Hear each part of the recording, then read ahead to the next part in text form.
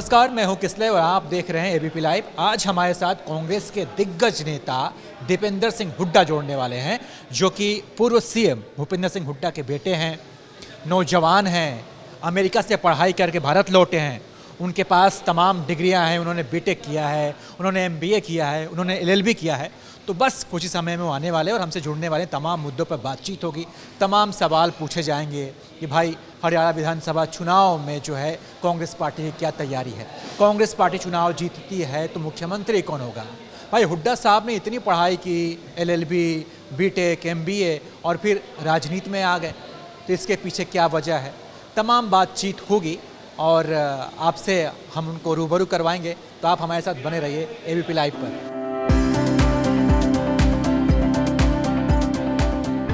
Sir, स्वागत है आपका। तमाम राजनीतिक सवालों के जवाब आजकल आप दे रहे हैं। मैंने सर आपके बारे में पढ़ा तो आपने बीटेक भी किया है, आपने एमबीए की पढ़ाई भी की है, आपने एलएलबी भी किया है। तो आप सर बनना क्या चाहते थे, इंजीनियर, वकील, या फिर इन सब का इस्तेमाल आप राजनीति में करना चाहते थे? देखिए,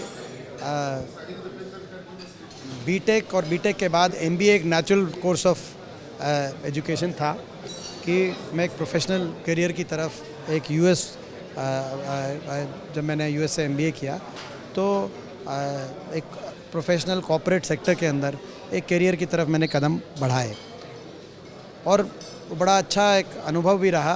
बहुत संतुष्टि मिली प्रोफेशनल करियर में जब आगे मैं बढ़ रहा था अमेरिका में, लेकिन आत्मिक संतुष्टि नहीं मिल रही थी, क्योंकि आत्मिक संतुष्टि में मेरा था कि मैं अपने देश के लिए, अपने प्रदेश के, अपने लोगों के लिए मैं कुछ कर पाऊँ।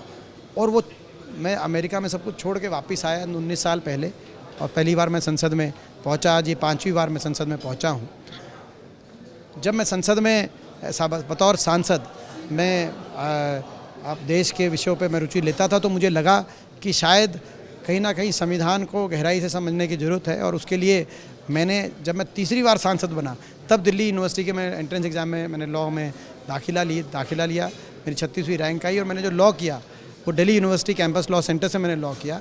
वो मैंने इस रुचि के साथ किया कि अगर मैं देश में अच्छा एक लॉ मेकर बनना चाहता हूँ, अगर संसद के अंदर मैं एक बतौर सांसद एक अच्छी अपनी योगदान देना चाहता हूँ, तो मुझे कहीं ना कहीं संविधान का गहराई से ज्ञान होना एक अच्छी बात। और मुझे हमेशा से पढ़ाई में और एकेडमिक विषयों में रुचि रही, इसीलिए मैंने एलएलबी की।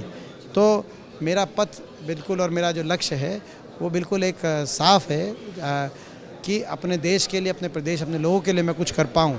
और उसके लिए जो शिक्षा ग्रहण करने की जो मेरे को ज़रूरत पड़ी, मैंने जब आवश्यकता समझी तो मैंने वो करने का प्रयास किया। जिस अमेरिका से सर आप पढ़ाई करके लौटे हैं, वहाँ पर आपके साथी राहुल गांधी खूब बयानों के तीर चला रहे हैं, तो उससे सर क्या लगता है, कांग्रेस पार्टी को नुकसान होगा या फिर फ़ायदा मिलेगा आपको? तो उन्होंने कोई भी बात जो राहुल जी जो बात कहते हैं, चाहे वो अमेरिका में हो चाहे यहाँ पर हो, वो कोई बदल के बातें नहीं कहते। वो राहुल गांधी एक सच्चे नेता हैं और सच्चे देशभक्त हैं और ईमानदार व्यक्ति हैं। उनकी हर बातों में बड़ी स्पष्ट उनका स्टैंड रहता है।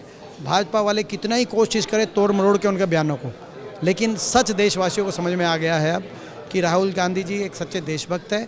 देश हित में उनके अपनी विचारधारा है, देश हित में जो, और उस विचारधारा को लेकर वो स्पष्टता से उस विचारधारा को व्यक्त भी करते हैं और उस विचारधारा को लेकर वो लड़ाई भी लड़ते हैं। सर, आप जैसे आपने कहा कि भाजपा वाले तोड़ने में माहिर हैं, तो हम देखते भी हैं कि जब भी त्रिशंकु विधानसभा की स्थिति बनती है तो भाजपा वाले अपनी सरकार बना ले जाते हैं। लेकिन अगर हरियाणा में अगर ऐसी स्थिति बनती है तो फिर आपका प्लान बी क्या है? नहीं, कोई प्लान बी की आवश्यकता नहीं पड़ेगी। हरियाणा में बड़े बहुमत के साथ कांग्रेस आ रही है। टिकट बंटवारे में हमने देखा हुड्डा कैंप की चली, तो हम ये माने कि मुख्यमंत्री भी भूपेंद्र सिंह हुड्डा बन रहे हैं? टिकट कैंप में राहुल जी की चली, खड़गे जी की चली और शीर्ष नेतृत्व की चली। सारे उम्मीदवार शीर्ष नेतृत्व द्वारा चयनित उम्मीदवार हैं। कांग्रेस की अपनी प्रक्रिया द्वारा चुने गए टिकाऊ और जिताऊ उम्मीदवारों को मैदान में उतारा गया। सबसे मजबूत सर्वे के आधार पर सबसे मजबूत जो प्रत्याशी केंद्रीय नेतृत्व को उन्होंने अपने सर्वे कराए, उसके अनुसार हम धन्यवाद करते इतने मजबूत प्रत्याशियों को उतारा गया। और कुछ चला नहीं। अगर हरियाणा में किसी की एक की या दूसरे की नहीं चली, हरियाणा में तो एक ही चीज़ चल रही है, कांग्रेस की लहर चल रही है। सर, आप भी युवा हैं, हम भी युवा हैं और युवा इस देश के भविष्य हैं, तो आप में लोग देख रहे हैं कि आप भावी मुख्यमंत्री हैं, तो कभी आप मुख्यमंत्री बनते हैं, मौका मिलता है इस बार या अगली बार या उससे अगली बार, तो आपका जो ड्रीम कैबिनेट होगा उसमें कौन होगा? विनेश फोगाट की क्या जगह होगी? देखिए, पहली बात तो ये काल्पनिक प्रश्न है, क्योंकि हरियाणा में हुड्डा साहब के नेतृत्व में, उदय भान जी की अध्यक्षता में कांग्रेस पार्टी चुनाव लड़ रही है। और जो है, मैं समझता हूँ कि मैं एक लोकसभा का सांसद अभी 3 महीने पहले चयनित हुआ हूँ, और मैं बतौर सांसद देश के लिए जो कर सकता हूँ मैं कर रहा हूँ। और हरियाणा में बतौर कांग्रेस के कार्यकर्ता के रूप में पूरे प्रदेश में कांग्रेस को मजबूत करने के लिए मैं प्रयत्नशील हूँ। और जहाँ तक विनेश की बात है, मैं समझता हूँ कि जो आपकी जो भावना है, वो भावनाएं मैं जब नई सरकार बनेगी हरियाणा में कांग्रेस की, तो शीर्ष नेतृत्व के पास और हमारे नए मुख्यमंत्री के तक मैं आपकी भावनाओं को पहुंचा दूंगा। सर, एक आखिरी सवाल, लालू यादव बिहार के बड़े नेता हैं, उनके दामाद हैं चिरंजीवी राव, उन्होंने बयान दिया था कि अगर सरकार बनती है तो मैं डिप्टी सीएम बनूंगा। उनके इस बयान को आप किस तौर पर देखते हैं? क्या ये प्रेशर पॉलिटिक्स है? देखिए, अब बहुत से लोग अपने अपने बयान दे रहे हैं।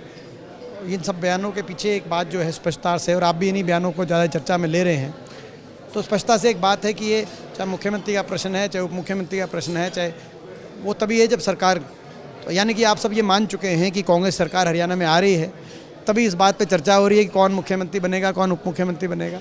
तो ये एक अच्छी बात है, इसको मैं अच्छे संकेत के रूप में लेता हूँ। लेकिन सर, अब तो कोई इफ एंड बट नहीं है ना, चूंकि सुरजेवाला जी की भी चर्चा हो रही थी, शैलजा की भी हो रही थी, आपकी भी हो रही थी, आप तीनों विधानसभा चुनाव नहीं ले रहे, तो अब भूपेंद्र सिंह हुड्डा सबसे सीनियर नेता हैं, और अगर कांग्रेस जीतती है तो फिर अगले मुख्यमंत्री हम उनको मान ही ले। अब ये आपके विश्लेषण का विषय है।